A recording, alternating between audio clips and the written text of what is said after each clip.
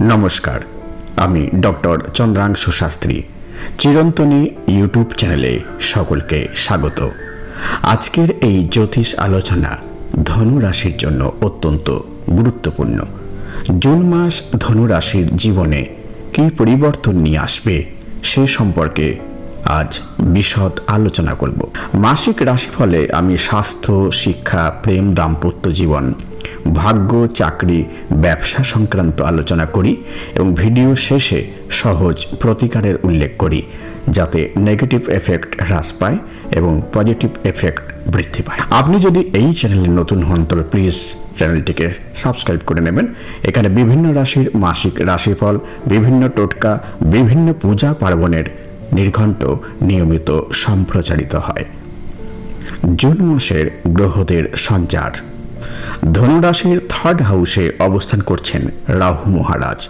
18 मे 2025 धनु राशिर थार्ड हाउसे प्रवेश करेছে।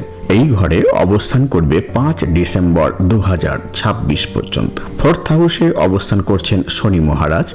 29 মার্চ 2025 শনিদেব আপনাদের फोर्थ हाउसे प्रवेश করেছেন।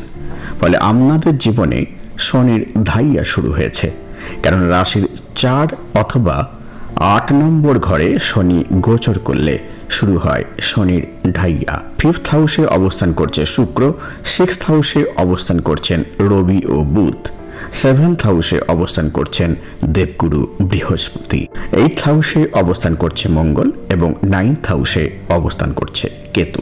প্রথমেই স্বাস্থ্য। আপনাদের রাশির অধিপতি গ্রহ হলো দেবগুরু বৃহস্পতি। দেবগুরু বৃহস্পতি 15 মে ধনু রাশির কেন্দ্রস্থানে অর্থাৎ 7th হাউসে প্রবেশ করেছে। এর আগে আপনারা ডাইজেস্টিভ প্রবলেম, সর্দি কাশি, শারীরিক দুর্বলতায় ভুগেছেন, যেহেতু আপনাদের রাশির অধিপতি গ্রহ বৃহস্পতি এতদিন 6th হাউসে অবস্থান করছিলেন শত্রু ক্ষেত্রে। জুন মাসে আপনারা জুনের প্রথম সপ্তাহের পর থেকে শারীরিক দিক থেকে অবশ্যই সুস্থ থাকবেন। শিক্ষা। পঞ্চম ঘর থেকে এডুকেশনের বিচার করা হয়। আপনাদের পঞ্চম পতি হলো মঙ্গল।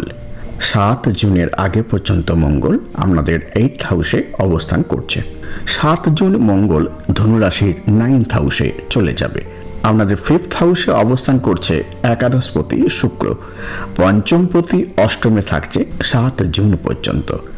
সুতরাং 7 জুন পর্যন্ত শিক্ষাক্ষেত্রে অশুভ যোগ থাকবে। পড়াশোনায় কনসেন্ট্রেট করতে অসুবিধা হবে। বাইরে ঘুরতে ভালো লাগবে, গেমের প্রতি আকৃষ্ট হতে চাইবেন, কিন্তু 7 জুনের পর লেখাপড়ায় মনোযোগ আসবে, কারণ আপনাদের পঞ্চমপতি মঙ্গল ভাগ্য স্থানে প্রবেশ করছে 7 জুন। শিক্ষা বিষয়ে আপনারা ভাগ্যের সহায়তা পাবেন। যাদের কম্পিটিটিভ এক্সাম আছে তাদের এক্সাম খুবই ভালো হবে। শিক্ষাক্ষেত্রে 7 জুনের পর আপনারা যাই করবেন তাতে ভাগ্যের সহায়তা পাবেন। একাদশপতি শুক্রের পঞ্চমে অবস্থান আপনাদের এডুকেশনের ক্ষেত্রে সাফল্য দান করবে এই মাসে। পঞ্চমপতি মঙ্গলের নবমে অবস্থান উচ্চ শিক্ষার পক্ষে আদর্শ, ফলে এই মাসে ধনুরাশির উচ্চ শিক্ষায় সাফল্য লাভ হবে। লাভ রিলেশন। 5th হাউস থেকে লাভ রিলেশন সম্পর্কে বিচার করা হয়। ধনুরাশির 5th লর্ড হলো মঙ্গল। মঙ্গল 7 জুন পর্যন্ত 8th হাউসে অবস্থান করবে। 7 জুন আপনাদের 9th হাউসে চলে যাবে মঙ্গল। 7 জুন পর্যন্ত লাভ রিলেশনের ক্ষেত্রে সমস্যা থাকবে। এই সমস্যা গত 1 মাস ধরে চলে আসছে। সেই সমস্যা দূর হবে 7 জুনের পর। আপনাদের 5th হাউসে অবস্থান করছে শুক্র। প্রেমের ক্ষেত্রে এটা ভীষণ শুভ যোগ। তাছাড়া 7th হাউসে 15 মে দেবগুরু বৃহস্পতি প্রবেশ করেছে। তার পঞ্চম দৃষ্টি পড়বে আপনাদের 11th হাউসে এবং সপ্তম দৃষ্টি পড়বে ধনু রাশিতে। সুতরাং 7 জুনের পর গোটা জুন মাস প্রেমের ক্ষেত্রে ভীষণ অনুকূল যোগ। Married life. 7th হাউস থেকে ম্যারেড লাইফের বিচার করা হয়। আপনাদের 7th লর্ড হলো বুধ। বুধ 6 জুন আপনাদের 7th হাউসে প্রবেশ করবে, অর্থাৎ 7th লর্ড অবস্থান করবেন 7th হাউসে। স্বক্ষেত্রে বুধের এই অবস্থান আপনাদের ম্যারেড লাইফকে মজবুত ও সুখময় করে তুলবে। দেখুন 7th হাউসে লগ্নপতি বৃহস্পতির অবস্থান, সপ্তমপতি সপ্তমে অবস্থান ধনুরাশির বিবাহিত জীবনকে এক অন্য মাত্রায় নিয়ে যাবে।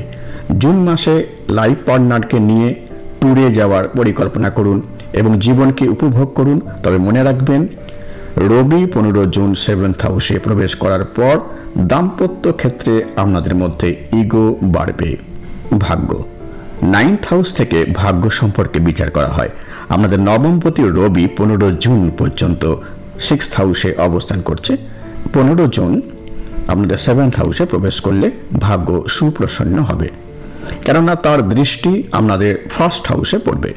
আমাদের 15 জুনের পর বিক্রম পরাক্রম বৃদ্ধি পাবে।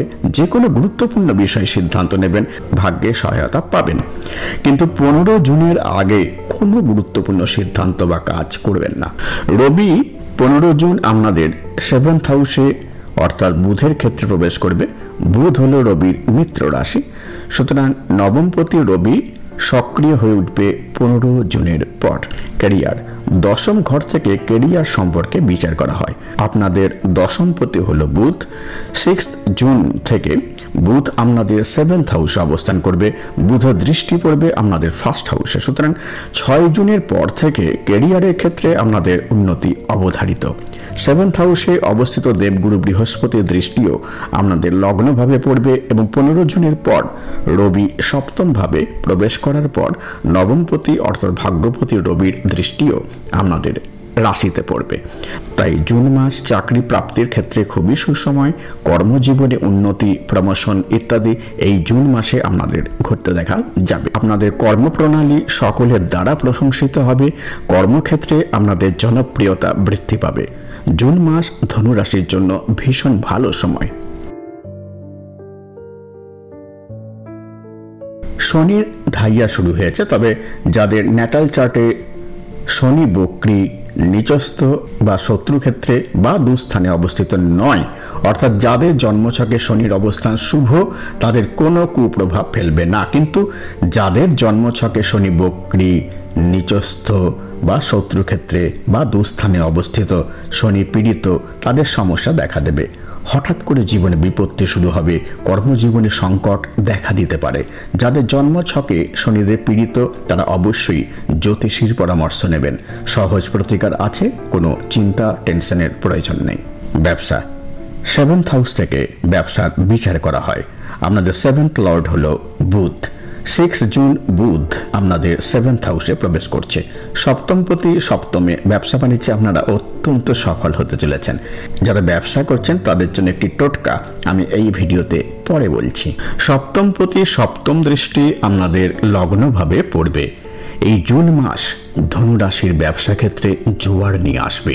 তবে যাদের শনির ধাইয়া ক্ষতিকারক হবে না, তাদের জন্য এটা প্রযোজ্য।